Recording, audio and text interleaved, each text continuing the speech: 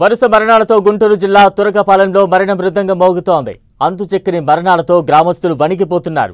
4 నెలల్లో 40 మంది గ్రామస్తులు ప్రాణాలు కోల్పోవడం స్థానికులను తీవ్ర భయాందోళనకు గురిచేస్తోంది. జ్వరం, దగ్గు, ఆయాసంతో ఆసుపత్రిలో చేరిన వారు తిరిగి ఇంటికి రావడం లేదు. చికిత్స పొందుతూ మృత్యు ఒడిలోకి చేరుతున్నారు. ఓ ఇంట్లో అంత్యక్రియలు పూర్తయ్యే లోపే మరొకరు చనిపోవడంతో స్థానికులు ఆందోళన చెందుతున్నారు. మరణాల సంఖ్య గ్రామంలోని ఎస్సీ కాలనీలో ఎక్కువగా నమోదు కావడం మూఢనమ్మకాలకు దారితీస్తోంది. తురకపాలెం గ్రామానికి ఇటీవల నలువైపులా ఏర్పాటు చేసిన బొడ్రాయే కారణమని స్థానికులు చెబుతున్నారు. 3 వైపులా బొడ్రాయిలు సరిగ్గా ఉన్నాయి. ఎస్సీ కాలనీలో ఏర్పాటు చేసిన బొడ్రాయి వంగి ఉండటంతో మరణాలు సంభవిస్తున్నాయని తెలిపారు. ఊరి మధ్యలో ఉన్న బొడ్రాయికి సంబంధించి మార్పులు చేయడంతో పాటు ఊరి పొలిమేరలో నిర్వహించిన పూజలు, దుష్ట శక్తుల వల్లే పల్లెలో అందరూ చనిపోతున్నారన్న మూఢనమ్మకం గ్రామంలో ప్రబలింది. గ్రామానికి అరిష్టం జరగకుండా ఏర్పాటు చేసే బొడ్రాయిని ఎలా పడితే అలా కాకుండా నియమ నిష్టలతో ఏర్పాటు చేయాల్సి ఉంటుందని స్థానికులు అంటున్నారు. వంగిపోయిన బొడ్రాయిని సరిచేయాల్సిన అవసరం ఉందని కొందరు నమ్ముతూ ఉన్నారు. స్థానిక ఎమ్మెల్యే బుర్ల రామాంజనేయులు ఆదేశాలతో వైద్య ఆరోగ్య శాఖ రంగంలోకి దిగింది. తురకపాలెంలో సంభవిస్తున్న మరణాలపై వైద్య బృందం ఇంటింటి సర్వే నిర్వహిస్తోంది. ఎస్సీ కాలనీలో పారిశుద్ధ లోపం, క్వారీ కాలుష్యం, కలుషిత భూగర్భ జలాలు అనారోగ్యానికి దారితీస్తున్నాయని వైద్య బృందం గుర్తించింది. చనిపోయిన వారి కుటుంబాలకు వైద్య పరీక్షలు నిర్వహించారు. వారికి సంబంధించిన రక్త పరీక్షల నమూనాలను సేకరించారు. మెలియాయిడోయిస్ బ్యాక్టీరియా కారణంగా భావిస్తున్నారు. వైద్య పరీక్షల్లో 80% మంది పురుషుల్లో రక్తపోటు, మధుమేహం వంటి సమస్యలు బయటపడ్డాయి.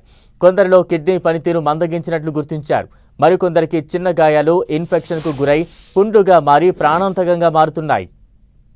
గ్రామంలో సంభవిస్తున్న మరణాలపై స్థానికుల్లో ధైర్యం నింపుతోంది వైద్య బృందం. ఎవరూ భయపడాల్సిన అవసరం లేదని, లోతైన అధ్యయనం చేస్తున్నామని, ప్రజలకు అవసరమైన వైద్య చికిత్స అందిస్తామని వైద్య అధికారులు స్పష్టం చేశారు. చనిపోయిన వారిలో వైరల్ ఫీవర్, ఇన్ఫెక్షన్లు ఎక్కువగా గుర్తించలేదని, ఒక వ్యక్తికి మాత్రం ప్రాణాంతకమైన బ్యాక్టీరియా సిరోమల్లి సోకినట్లు గుర్తించామన్నారు Guntur medical college principal Sundarachari.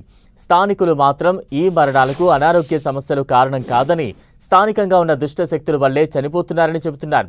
గతంలో అనారోగ్య సమస్యలు వస్తే వైద్యం చేయించుకుని బతికేవారు. ప్రస్తుతం వైద్యం కోసం ఆసుపత్రికి వెళ్లిన వారు తిరిగి రావడం లేదంటున్నారు.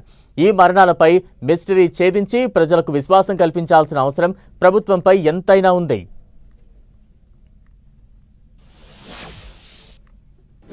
ఇక్కడ జరిగే మరణాలు చాలా కొంచెం భయం పుట్టిస్తున్నాయి జనానికి.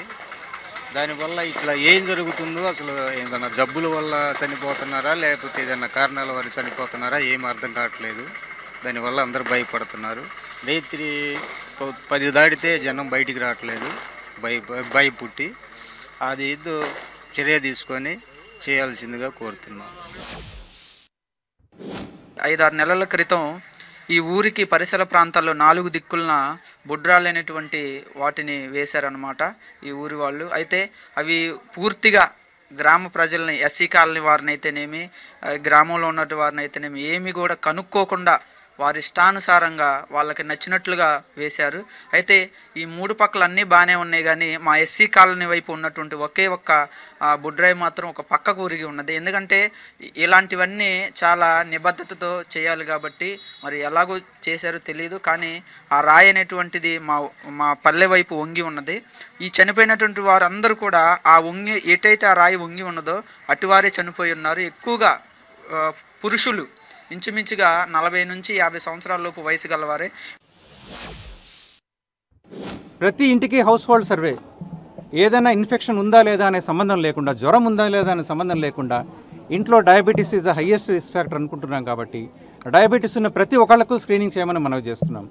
సో ఇవన్నీ చేయడం వల్ల ఒక క్లస్టర్లో ఈ మొత్తం గ్రామంలో ఎవరి హెల్త్ స్టేటస్ ఎలాగుందనేది తెలుసుకునేది కాకుండా ఎవరికి రిస్క్ ఉంది, మనం అనుకుంటున్న మెలిడియాసిస్ అనే వ్యాధి ఈ గ్రామంలో ఉందా లేదా, అది ఈ గ్రామంలో ఉన్న ఇల్నెస్కు కారణమా కాదా, ఎటువంటి మూఢనమ్మకాలకు పోకుండా ప్రజలందరూ స్వేచ్ఛగా ఎట్టి పరిస్థితుల్లో ఉన్నా కూడా, అంటే సింపుల్ ఫీవర్లే మనకేం కాదులే అని అనుకోకుండా తప్పకుండా మేము ఇచ్చిన ఈ ఫెసిలిటీని యూటిలైజ్ చేసుకుని అందరూ పరీక్షకు వచ్చి మీరు మన హెల్త్ స్టేటస్ తెలుసుకోవాల్సిందిగా కోరుతున్నాం.